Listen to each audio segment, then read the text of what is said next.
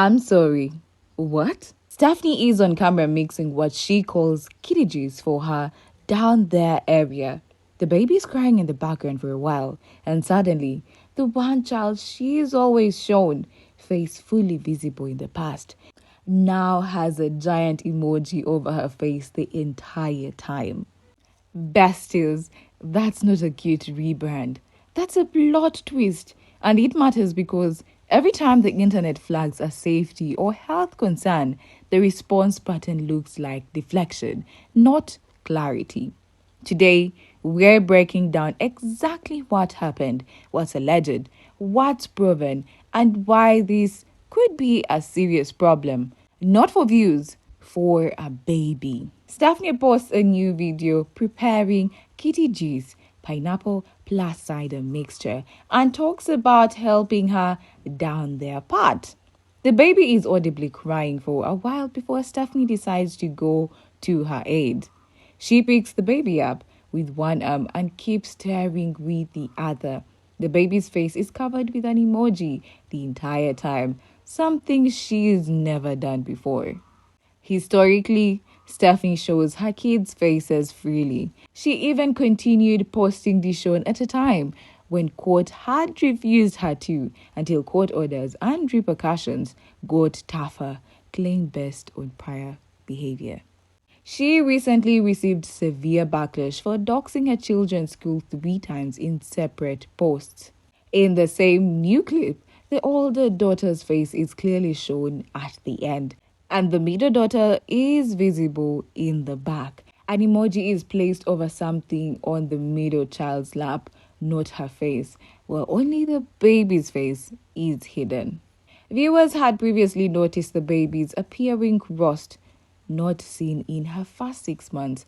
Pressed for updates, Stephanie acknowledged knowing about it, called it a lazy eye, and said she'd get the baby checked, then cited child privacy struck HIPAA for not updating further.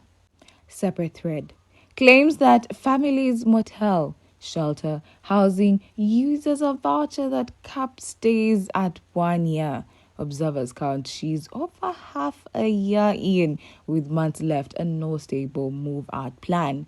She blames bankruptcy, eviction record, and low credit score. It said she even turned down some housing due to privacy concerns. Pattern concerns form sandwich dog bed on a motel floor used for a crawling baby, later placed with a pack and play. Stephanie framed the dog bed moment as rage bait, whereas Drew allegedly said she didn't realize it wasn't safe. Another instance, the baby placed outside in a park and play near a dumpster with no supervision. Here's the problem we're unpacking. Selective privacy after public health concerns, repeated risky judgment calls, and a timeline that suggests a baby's possible untreated or worsening eye condition, while the clock may be ticking on housing stability. So let's rewind and lay this out clearly because the order of events tells you everything. Picture this. Stephanie is casually filming herself mixing a pineapple cider drink for what she calls intimate wellness. Meanwhile, in the background, her baby is crying nonstop. She doesn't rush, she keeps staring, almost as if the content mattered more than the child's distress. Eventually, she picks the baby up with one arm while the other keeps mixing. And here's the shocker. For the first time ever, she covers the baby's face with a giant emoji. This is a woman who has shown everything for years. Faces, homes, even schools. So suddenly hiding one child makes the whole internet stop and ask, is this growth, performance, or concealment? Did you just see Stephanie Jenkins' video? She should have warned us before she started talking about juice and how she's making pineapple juice to keep her stuff regular. That I was eating while I was watching that TikTok. You should have warned me. But I digress. Why are you taking, it's diabolical that you're trying to make some kind of concoction to help yourself down there in that area. while you're living in a motel shelter. And not only that, but she also covers her baby's face. Like, she covers her baby Momo's face because I guess she doesn't want to show her kid's face anymore. But then she posts a video of Addie towards the end of a little clip or whatever, and she's like dancing and making faces after eating whatever she fed her. I'm telling you, this is like, there's something to it, because to me it doesn't it rubs me the wrong way how Stephanie Jenkins is always trying to feature Addie in her videos. I don't know. Go ahead and comment, tell me if you see it too, or you get sketched out, because there's something. There is something. What makes it even stranger is what happens in the same clip. Her older daughter is right there, face fully visible. The middle daughter is in the background too, her face uncovered, with an emoji only covering what she's holding on her lap. So, this isn't a new household privacy rule. This is selective, and the selectivity points in only one direction: the baby. If Stephanie truly decided to reform and protect her kids, you'd expect the change to apply across the board, not just to one child. I'm so talkative on this right now. I think once I saw that pineapple cider video, it was like, nah, this isn't rage bait. This is abuse. This is exploitation. This is a problem. And those kids have endured far more than they ever should have had to. It's very disturbing to think about just how bitter she is that she has lost at least partial control of one of those kids. And here's why people zero in on that choice. Not long ago, viewers noticed the baby's eyes appearing crossed, something that hadn't been there during her first 6 months. The comment section filled with questions. Eventually, Stephanie admitted she knew about it, said she would get her daughter checked, and even called it a lazy eye. She referenced Drew having had a similar issue in the past, as if to normalize it. But after that, updates stopped. Her reason? Suddenly, it was about child privacy and HIPAA. I've recorded this quite a few times, and actually not in the bathroom the first couple of times, but that's okay. But I just feel like it just keeps coming off a little more disrespectful than I wanted to, and I'm really not about that. I'm really not trying to step on any toes when I say this, but respectfully, it's none of your business what's going on with my kids and their medical stuff. I really don't get why everybody keeps prying at that, okay? I am well aware that my 7-month-old's eye crosses, and she will get the medical treatment she needs for that. Will all of you guys be updated on that? No, because it's none of your business. I have respect for content creators who do choose to share their children's medical journeys, whether it be for awareness or just because that's what they feel comfortable doing so. However, I personally feel like that kind of HIPAA, that's all I'm going to say, and I feel like until my child is old enough to have consent and knowledge of me sharing all of this information, I don't feel comfortable doing so. That's me personally. Again, I'm really not trying to step on anybody's toes. I follow a lot of content creators who do share medical journeys with about their kids, and I'm not gonna support you any less, because that's I'm not the type of person who judges another person's life. That's their choices. They're doing what they're doing for their reasons. How the fuck would I know what they're doing for? Really felt like I needed to address this because people just you get out of line when you keep prying. Like, one person went so far as to tell me, like, she would take my kids to the appointments herself. A stranger online was like, I'll make sure your kids get to the doctor. Excuse me? You guys are wild. And y'all tell me I'm the one who's nutty. Hush, please, because this is crazy to me. No. The irony wasn't lost on viewers, because this is the same woman who spent years oversharing every other private detail of her kids' lives. And the concerns don't stop there. The baby has already been through setups that the internet flagged as unsafe. First, a foam sandwich bed placed directly on a dirty motel floor, something many described as a dog bed. Critics called it dangerous for a crawling infant. Days later, the setup switched to a pack and play. Stephanie tried to spin the dog bed as intentional rage bait, but Drew contradicted her, claiming she simply hadn't realized it was unsafe. In another video, the baby is left outside in that pack and play, placed near a dumpster with no obvious supervision. These aren't isolated mistakes. They look like a pattern of risky judgment surrounding a child already at the center of health concerns. So let me get this straight. You put your baby outside in a playpen, outside, by herself, outside, and you go in the motel room to clean up while your baby is outside. I cannot make this shit up, y'all. Stephanie literally put her baby outside in her playpen. Then her other child, which is Bubba's, I think, that she calls him, he's standing on top of a chair, moving it around, and it's moving around and he's jumping all over it. So I just feel like that's also unsafe. And another thing, how is the hotel room, or the motel room, my bad, how is the motel room getting so messy, so filthy? I don't understand. And then people were saying that they had roaches and stuff. I'm not sure about that. I didn't see any. But she does leave dirty pots and pans on the floor, and that's obviously not cool. Like, what is going on? And then she also said something about her ex, which is really her husband, who is in prison, and his mom. But we're going to talk about that in the next video. Then add in the living situation.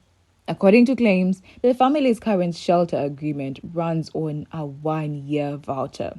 Observers point out that Stephanie has already been there for over 6 months, which means the clock is ticking.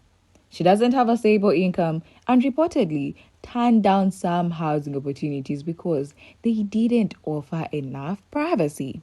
She blames bankruptcy, eviction history, and low credit scores for her limited options.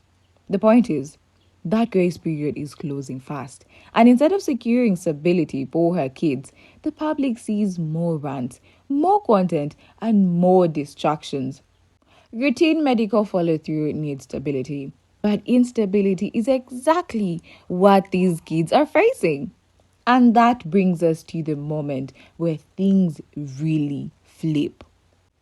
Here's where everything truly flips, and you can almost feel the shift. The turning point isn't just a random editing choice, it's that emoji covering the baby's face. One single sticker changes the entire framing from "we share everything" to "we're suddenly hiding the one thing that the audience is most worried about." That doesn't feel like consistent parenting, it feels like damage control. Privacy itself isn't the villain here.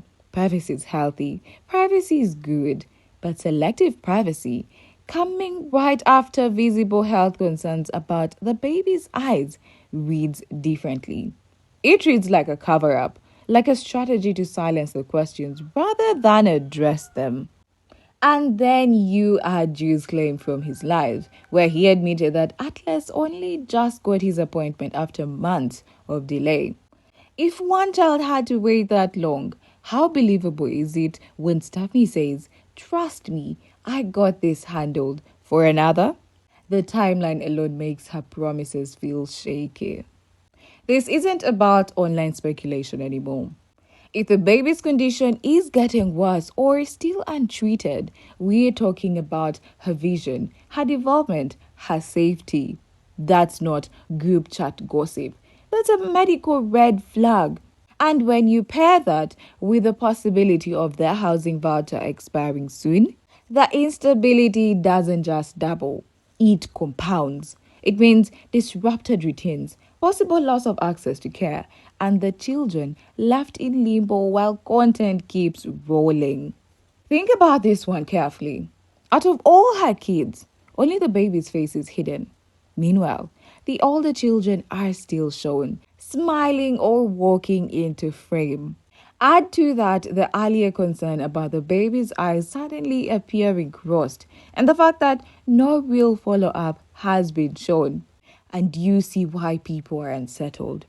It's not just an editing choice, it looks like concealment. Only the baby's face is hidden. Other older children remain visible. Earlier cross-eye concern, no concrete follow-up shown. The only way to counter this suspicion would be to see a consistent across the board privacy policy for all the kids, paired with credible confirmation without exposing details that the baby was evaluated and has a plan for care. Here's another way to look at it. Maybe she has taken steps, but instead of telling the audience, she pulls back with sudden talk of HIPAA and privacy. On paper, that sounds good. But in context, after years of oversharing, viewers feel like it's more about controlling the story than protecting the child. The irony is thick. Everything else in these kids' lives has been broadcast without hesitation. So why stop here? HIPAA, child privacy language, after years of oversharing, tendency to leverage controversy for views. A neutral, matter of fact confirmation that the evaluation happened without exploiting details or even small visible shifts in how care is managed. That would speak louder than silence. Then there is the ugliest possibility that this is part of the same cycle we've seen before. Unsafe setups later fixed, arguments made public, provocative content filmed while the baby cries. It creates engagement, it creates drama, but it also keeps kids in the center of chaos. The baby being hidden now could just be the latest plot twist to keep people guessing. Unsafe setups later corrected public arguments, provocative wellness, content while the baby cries. A genuine break from the cycle, weeks or months of quiet, stable parenting without distressed kids on camera, without performative fixes or bait posts. That would show a pivot away from clout chasing. So the big picture is, no matter which theory you lean toward, the patterns themselves are dangerous. Selective privacy, silence framed as strategy, or crisis bait loops all create risk. And if privacy is finally going to be the standard, then it has to be applied equally and paired with boring, grown-up consistency, especially in following through on medical care and giving these kids safe, stable environments. Scroll through her comment sections right now, and it's not just haters, it's everyday viewers openly worried, asking again and again, is the baby okay? That constant doubt eats away at her credibility. When your own supporters are unsettled, it signals that trust has already cracked. Platforms don't ignore red flags. Content showing unsafe setups, children left crying on camera, or questionable environments can trigger moderation, demonetization, and even bans. It's not just gossip anymore, it's policy enforcement waiting to happen. And then there is the reality beyond the screen. When public concern reaches a certain pitch, especially with minors, agencies step in. Welfare checks happen. The community can and does make reports. Every public slip up is another log onto that fire, making scrutiny almost inevitable. Add to this the housing situation.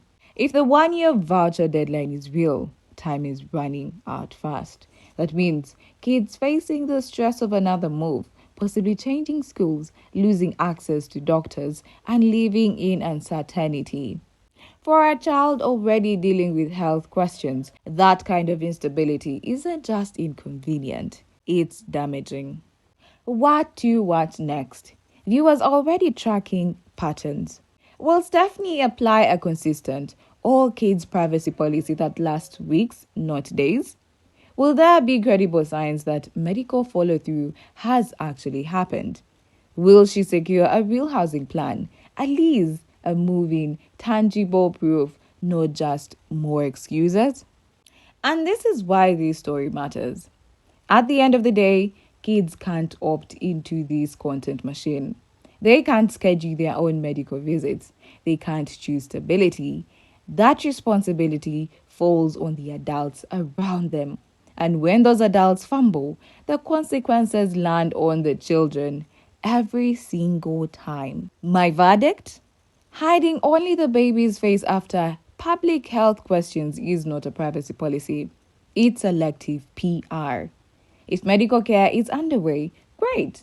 Show responsibility through consistent behavior, not performance.